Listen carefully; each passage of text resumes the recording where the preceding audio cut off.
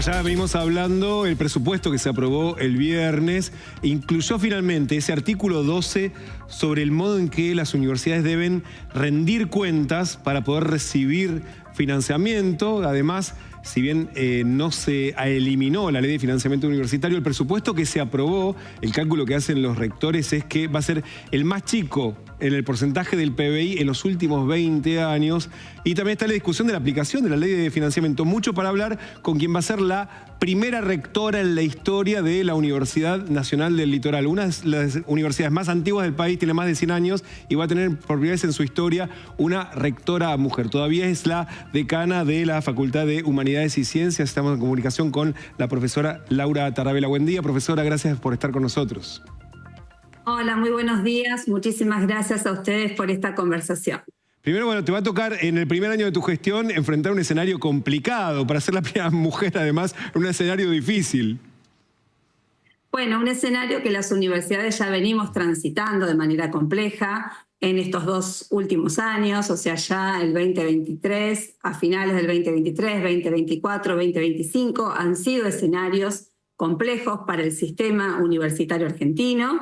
Y obviamente el año próximo también nos va a tocar, digamos, transitar en un escenario de una complejidad similar, con una particularidad en este caso, que vamos a tener un presupuesto nacional, más allá que ese presupuesto nacional no es el que han solicitado nuestros rectores y nuestras rectoras, pero sí hay una ley de presupuesto nacional, a diferencia de lo que veníamos transitando, que era un presupuesto que estaba reconducido en dos oportunidades, porque fue un presupuesto del 2023 que se aprobó en el 2022, como nos interesa mencionar, y que luego fue prorrogado. Entonces, por lo tanto, el escenario, si bien va a ser un escenario complejo, al menos podemos contar con una ley de presupuesto nacional. Es decir, que como mínimo ya saben, aunque sea poco, con cuánto van a disponer, que no es lo mismo que lo que venía ocurriendo, no, que dependían de mucha discrecionalidad, nos otorga un mayor grado de previsibilidad a la hora de poder pensar, de poder planificar y de poder definir estratégicamente cuáles serían aquellas acciones o aquellas políticas en las cuales las universidades vamos a desarrollar en virtud de la autonomía universitaria, en virtud de las líneas, en virtud de las discusiones, en virtud de los ejes estratégicos. Entonces, contar con el presupuesto nacional nos habilita justamente ese marco que en un presupuesto reconducido, si se reconducía por tercera vez, era aún mucho más complejo que contar ahora con ese presupuesto nacional, si bien, como lo planteaste en la introducción y como hemos estado, digamos, escuchando y participando en todos estos 2 días previos hasta la sanción, se aleja del presupuesto o de los reclamos o de los estudios que nuestros rectores y nuestras rectoras presentaron para que las universidades puedan desarrollar todas sus funciones sustantivas. Profesora, ¿y cuáles son las áreas donde hay más recorte? ¿Lo que es salario docente y personal no docente o para la parte operativa? Ya sabemos que además hay un problema aparte con lo que es investigación y ciencia, ¿no? Bueno, nosotros lo que estamos transitando en estos momentos es un profundo retraso en materia salarial, que refiere al personal tanto docente como el personal no docente. Eso sí es una situación importante, que hay que subrayarla, que hay que remarcarla y que se requiere de una recomposición salarial lo antes posible. Los salarios docentes y los no docentes han caído mucho más que cualquiera de los otros salarios, incluso públicos, mucho más con relación a los privados, y eso hace que se resienta el desarrollo de la calidad de alguna de las funciones. Fundamentalmente, en el caso de los salarios docentes, en el caso de las universidades, se mide en virtud de las dedicaciones. No es lo mismo una dedicación simple que una dedicación semi, que una dedicación full time.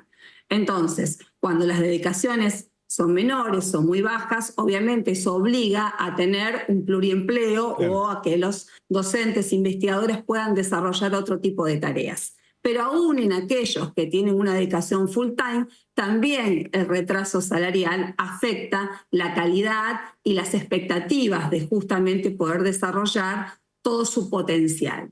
Y con relación a los trabajadores no docentes, también se ve muy afectado el retraso salarial. Por eso que justamente esa ley de financiamiento universitario es tan importante, porque lo que apunta es fundamentalmente a esa recomposición que quedó desajustada con relación a las tasas inflacionarias altas de los años anteriores. Señora profesora, ¿hay alguna señal de que el gobierno efectivamente va a cumplir? Porque ya, digamos, después de la insistencia del Parlamento y el decreto de, bueno, lo promulgo pero no lo aplico, y ahora el fallo de la justicia le dice, no, eso no existe, tiene que aplicarlo, pero no queda claro si el gobierno lo va a hacer o no. Si lo hace, tiene que recomponer hacia atrás y actualizar todo eso que le quitaron al salario de los docentes. Y los docentes Bueno, también, ¿no? nosotros apelamos que haya un proceso de entendimiento, que haya un proceso, digamos, de acción y que se cumpla con una ley que es del Congreso y que además hay una ratificación a partir de la justicia de que esa ley se tenga que aplicar. Entonces apelamos y vamos a seguir insistiendo para que justamente esa ley de financiamiento universitario pueda llevarse a la práctica. Tanto la Cámara de Diputados como la Cámara de Senadores actuó sobre la ley se sancionó, se discutió, incluso en la discusión del presupuesto para el 2026, ese capítulo 11 fue rechazado por la Cámara de Diputados. Cuando pasa a senadores discute sobre la base de lo aprobado por diputados, por lo tanto entendemos y apelamos a que haya, digamos, posibilidades de la implementación real de esa ley de financiamiento universitario. O sea, el diálogo, el entendimiento, las conversaciones no tienen que justamente obturarse, todo lo contrario, y de los ámbitos de las universidades nacionales vamos a seguir insistiendo para la aplicación efectiva de esa ley de financiamiento, porque consideramos que no solo es una ley, como tal hay que respetarla, sino que además son recursos muy necesarios para que nuestras universidades sigan justamente siendo el motor de transformación de nuestra sociedad y creación justamente de valor para mejorar el desarrollo productivo y mitigar esas desigualdades en sociedades que están profundamente desarticuladas y fragmentadas, ¿no? Profesora, una última pregunta, esto vinculado con algo que se discutió y finalmente se aprobó y se escuchó en el recinto del Senado, algo que no había pasado en diputados, el famoso artículo 12, el que le da el presupuesto al sistema universitario, pero también le da una suerte de poder especial al subsecretario de Políticas Universitarias para que solicite información específica a las universidades sobre en qué gastan y cómo lo gastan, y en caso de que no reciba esa información, le pueda cortar directamente el recurso a esa universidad. Hubo algunos que dijeron, pero esto está violando la autonomía de las universidades, hay sistemas de control, lo hace la Auditoría General de la Nación. ¿Qué lectura hace específicamente de ese artículo? Y de vuelta, le va a tocar ser la que mande los papeles a Buenos Aires para que se lo aprueben. Sí, bueno, en las universidades rendimos cuenta. Eso es así a través de los mecanismos que están establecidos, tanto por la Auditoría General de la Nación, que es el ente en que nos tiene que mirar y en el cual vamos generando todas las informaciones. Pero también rendimos cuenta a través de las diferentes acciones que desarrollamos. En el caso de la Universidad Nacional del Litoral, nosotros tenemos un portal de gobierno abierto, en donde en ese portal de gobierno abierto está disponible justamente toda esa información, que es una información que es pública, en donde justamente damos cuenta de cómo utilizamos los recursos que administramos. Somos muy conscientes que nosotros administramos recursos que son públicos. Por lo tanto, esos recursos públicos tienen que ser utilizados de la manera correcta para llevar adelante el funcionamiento de las distintas funciones sustantivas. Esto es lo que refiere a enseñanza, lo que refiere a investigación, ciencia, tecnología, transferencia, lo que refiere a extensión. Por lo tanto, rendimos cuenta.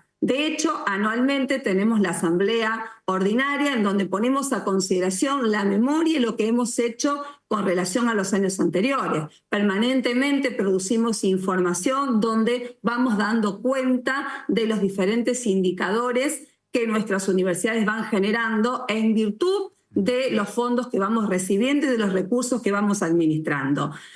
Ese artículo, que es un artículo que llamó la atención, que fue discutido, es más, no todos los senadores lo acompañaron. De hecho, un ex rector de una universidad nacional, que es el senador de la Universidad de Catamarca, obviamente explicó el por qué no acompañaba justamente la sanción de ese artículo, porque tiene que ver con los mecanismos que las universidades en el ejercicio de su autonomía tienen, pero dan cuenta. No es que la autonomía implica justamente no rendir los recursos que son otorgados, en este caso por el Estado Nacional, como todos aquellos que se generan a través de los propios servicios o el propio producido que puede desarrollar cada una de las universidades en virtud de sus actividades de transferencia, de producción de conocimiento, de patentes y demás. Entonces, bueno, la Universidad Nacional del Litoral rinde cuentas, por lo tanto, elevaremos las informaciones que correspondan en el momento en que sean solicitadas, atendiendo, obviamente, a los mecanismos que tenemos como universidad y respetando, obviamente, nuestra autonomía universitaria a la hora de tomar las decisiones. Pero los recursos se rinden conforme a las pautas que nos van solicitando para la rendición de ciertos fondos. Profesora Tabela, muchísimas gracias por su tiempo y le deseamos suerte en lo que se viene y un feliz 2026. Bueno, muchísimas gracias. Va a ser un año con muchos desafíos, un año también complejo, pero muy interesante para poder seguir justamente poniendo en valor la importancia que tiene la educación y particularmente la importancia que tiene la universidad y la universidad pública. Y esa confianza pública y esa confianza en la sociedad la tenemos que robustecer todos los días. Y la mejor forma de robustecerla es con buenas prácticas, enseñando mejor, realizando mejores investigaciones, que esas investigaciones que realizamos se pongan justamente al servicio de la sociedad, que se puedan abordar aquellos problemas que tiene esa sociedad de una manera cada vez más interdisciplinaria o multidisciplinaria, atendiendo a esa complejidad, y ahí nos va a encontrar justamente como Universidad Nacional del Litoral realizando aportes que provengan de cada uno de los claustros universitarios a partir de justamente de los distintos desarrollos y de los mecanismos que tenemos, y obviamente solicitando a la sociedad que siga confiando, porque la educación es una herramienta potente de transformación real de las realidades. Así que muchísimas gracias. Gracias, profesor.